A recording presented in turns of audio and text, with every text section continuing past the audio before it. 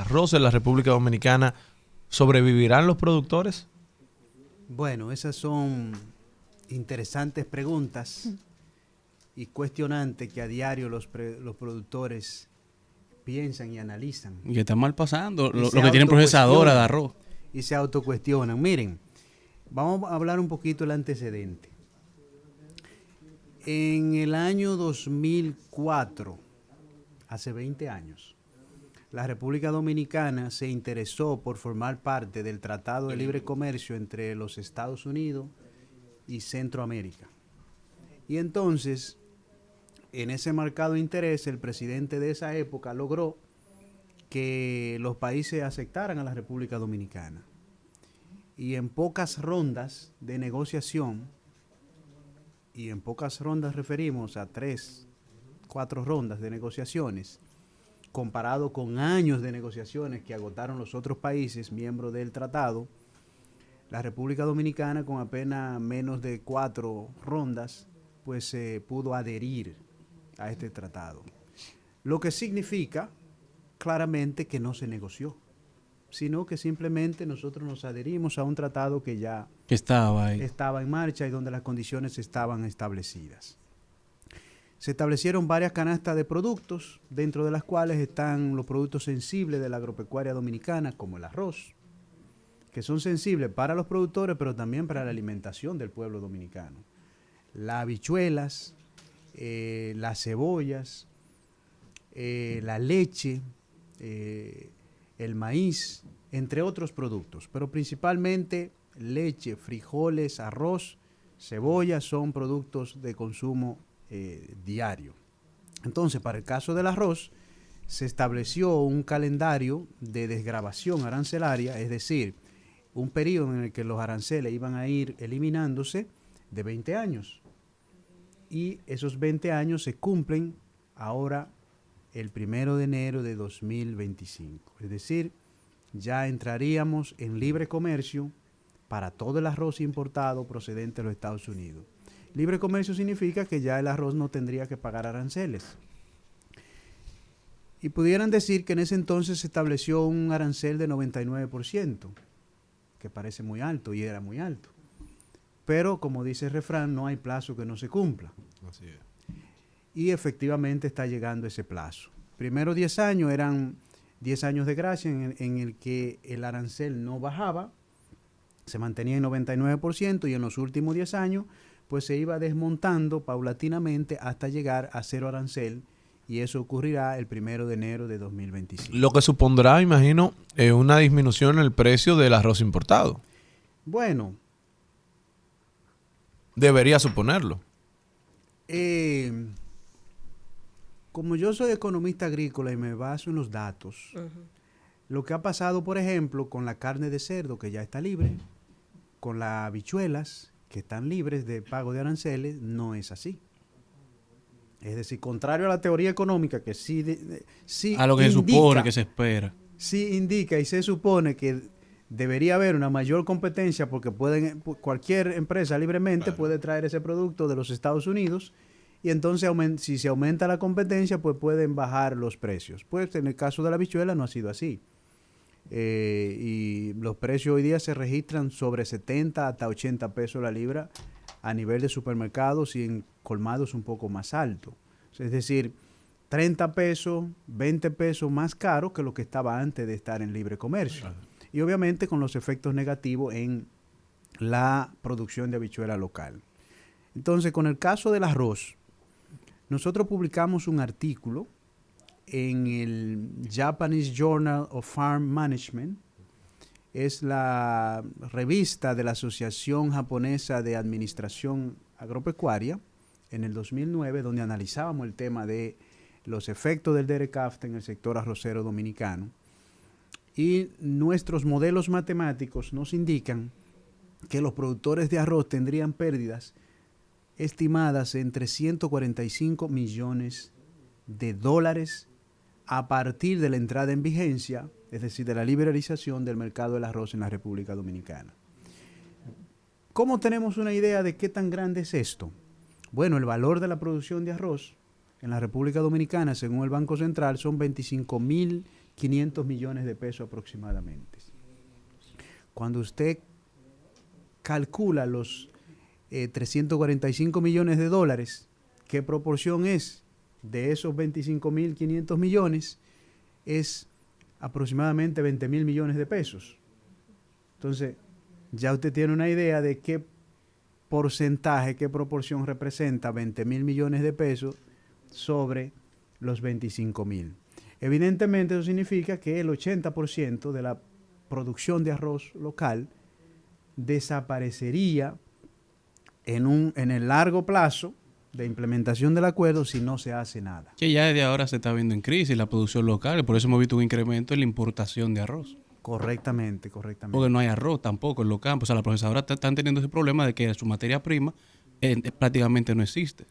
Hemos tenido dificultades climáticas que no eran nuevas y que fueron proyectadas. Es decir, los estudios de 2014 dicen... Lo avisaban, lo preveían. Dicen que la República Dominicana es el país número 13 del mundo que va a ser más afectado por los efectos, valga la redundancia, del cambio climático. Uh-huh. Y que aquí cada vez tendremos patrones más erráticos de lluvia. Es decir, uh-huh, la lluvia que debe caer en 4 o 5 meses te cae en 1 mes o en 2 meses. Entonces te causa inundaciones, pero a la vez los periodos de sequía son más largos. Quiero preguntarte algo, Winston, y es lo siguiente. Tenemos en los últimos 25 años, para tener una referencia más cercana a nuestra generación, hemos tenido presidentes con 4 visiones totalmente diferentes. Vamos aquí. Hipólito Mejía es agrónomo, empezando en el año 2000. Leonel Fernández es mucho más estadista, es mucho más de construcción, de tener una base, de modernización, exacto, abogado, era más hacia esa parte. Luego viene Danilo Medina, que se tiró un poco más al campo, vamos a decir, porque fue como el sector que más, la producción, eso de las visitas sorpresas, que era mucho más esa producción al campo. Y tenemos ahora un presidente mucho más turístico. Correcto. O sea, esa es la parte, es el fuerte de él. ¿Habrá un respaldo realmente al campo? Porque nosotros no podemos comer turismo. Al final tenemos ese problema. Sí, podríamos pero también pudiéramos apoyar, decir... Pero, perdona, podrían apoyar el caso de lo que es la producción local, porque tú decías que no se ha rebajado nada la habichuela y tenemos ese problema ahí, pero tenemos la tierra, tenemos los agricultores, tenemos los especialistas, solamente falta tener una visión desde arriba para poder entonces nosotros, si no nos está conviniendo desde fuera, vamos a venir a redireccionar hacia aquí. ¿Se podría hacer algo así? Evidentemente que la visión es muy importante, porque la visión implica un compromiso político. Y el compromiso político se traduce en compromiso presupuestario, en apoyo directo a las políticas, a los proyectos, a los programas que tienen efecto en un sector. Entonces, eso no lo hemos visto en la realidad. En la realidad lo que hemos visto en los últimos años es que ha habido un abandono a esa política de apoyo al campo. Por el contrario, aún tenemos dificultades, y lo decía Mariotti ahorita, con la producción por los efectos del cambio climático y también por falta de apoyo, pero gracias a Dios que tenemos 2 variedades de arroz que permiten obtener altos niveles de productividad, y eso se hizo desde el 14 hasta el 20, porque se contrató un experto, un científico dominicano dentro de los mejores del mundo, y que se dedicó a hacer ese trabajo de mejoramiento genético de las variedades de arroz. Entonces, quiero llamar la atención en esa pregunta que usted hace, muy atinada e importante, y es que el 27 de febrero del año 2023, ya hace más de 1 año y medio, el presidente Abinader creó una comisión para estudiar el caso del arroz ante el DERECAFTA. Lo que hemos visto es absolutamente ningún resultado. Ni siquiera se ha presentado un plan con proyectos, con propuestas concretas que estén dirigidas a abordar esta problemática de singular importancia, porque cuando hablamos del sector arrocero, estamos hablando del principal cultivo agrícola de la República Dominicana, pero el principal alimento de los dominicanos, un cultivo que tiene presencia en 21 provincias, que genera más de 250,000 empleos directos e indirectos, es decir, de toda una gran cadena de valor. Yo le decía ahorita el valor de la producción, pero si hablamos el valor de la cadena, sobrepasa los 50,000 millones de pesos. Una cosita, hemos hablado del arroz, del turismo y todo eso, pero vamos al bolsillo de la gente. Aquí se ha vendido durante años que nosotros somos los que tenemos la canasta básica perfecta, o Sí. por lo menos una canasta básica que es una de las mejores de la región, pero basado en los datos que usted acaba de otorgar aquí, yo entiendo que es contraproducente, porque no puede ser que tenemos problemas con uno de los principales alimentos, que es el arroz, y que entonces ahora se venda de que nosotros tenemos una de las mejores canastas básicas de la zona. Ujú. ¿Es cierto que la tenemos o no? Bueno, yo siempre me voy a referir a los datos y en este caso voy a citar los datos de la CEPAL. La inflación acumulada. Que las CEPALes también, para lo que no sabemos. La CEPAL es la Comisión Económica, es un organismo de las Naciones Unidas para América Latina y el Caribe. Ok. Es decir, un organismo Internacional. internacional que Con validez. que su fuente son los bancos centrales de cada uno de los países. Entonces, la inflación acumulada de los países de Centroamérica desde el año 2019 al 24 es Guatemala menos 28%, es decir, ha tenido una disminución de los precios. Panamá 6%, Costa Rica 11%, El Salvador 17%, Belice 18%, República Dominicana 30%. Entonces no es la tercera mejor, porque yo acabo de mencionar 5 países antes que la República Dominicana, de 8 países que estamos considerando. Luego está Honduras con un 30% y Nicaragua con 33%. Es decir, todo lo contrario, somos el tercer peor en la inflación acumulada general. Vamos a ver la inflación de los alimentos, que es lo que las personas comen todos los días, obligatoriamente. Y esa nos dice que antes de la República Dominicana tenemos a Honduras con 40%, Belice con 32%, El Salvador con 31%, Costa Rica con 20%, Panamá con 10% y Guatemala con una disminución del 50%. Y la República Dominicana con un 41% de inflación acumulada en lo que respecta a los precios de los alimentos y bebidas no alcohólicas. Por encima de República Dominicana, en este caso, solo está Nicaragua con un 47%.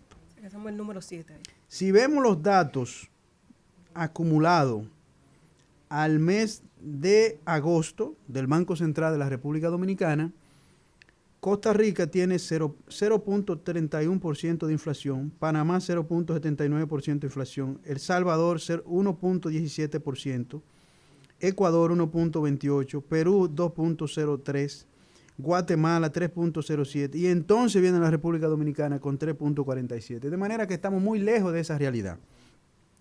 Y cuando usted ve los datos de la canasta, el quintil 1 le ha aumentado 29%. El quintil 2, el quintil 1 son la gente que tiene menos ingresos. El quintil 2 son el siguiente grupo de la sociedad que tienen menores ingresos. Y ya la canasta nacional ha aumentado un 26.6%. Que anda por los 32,000 pesos, más o menos. No, la canasta nacional se sitúa en 45,678 pesos. Ha aumentado 9,594 pesos. Del 19, de agosto del 20 a agosto de este año, que son los últimos datos. De manera que hablarnos de eso es como tratar de repetir algo, repetir mucho una mentira para ver, para ver si queda. Pero la realidad la viven y la sufren todas las familias dominicanas diariamente, de que no pueden, sus salarios, sus ingresos no le alcanzan para cubrir mínimamente tener una alimentación digna. Y si se profundiza respecto a la calidad, es decir, a si la dieta que están adquiriendo la mayoría de los dominicanos es saludable o no, entonces que estamos mal. Porque hay mucha gente que se está alimentando, que está consumiendo muchos carbohidratos refinados, como pastas, pan y no está consumiendo ensaladas. Es barato y se hace mucho. Poca proteína. Usted sabe que aquí cantidad. hablamos Arroz y espaguetis. arroz, espagueti, Mucha hablamos cantidad anteriormente Carbohidrato con de, carbohidrato. de Víveres los con altos víveres. costos de los pollos, de la carne de pollo, del alto precio de la carne de pollo. Hablamos anteriormente de eso, que es la principal fuente de proteína de los dominicanos. De manera que resulta casi una burla al pueblo dominicano usted decirle que estamos en el tercer mejor cuando estamos en un caso en el tercer peor y en el otro en el penúltimo en términos de alta inflación en la región. Winston, ¿cómo se puede continuar esta tan importante conversación contigo? Bueno, a través de nuestras redes sociales, WMarte1 en Twitter, en X, en Instagram y otras redes sociales. Winston Marte, economista agrícola, en Al Mediodía, desmontando los mitos de Cristian Morel.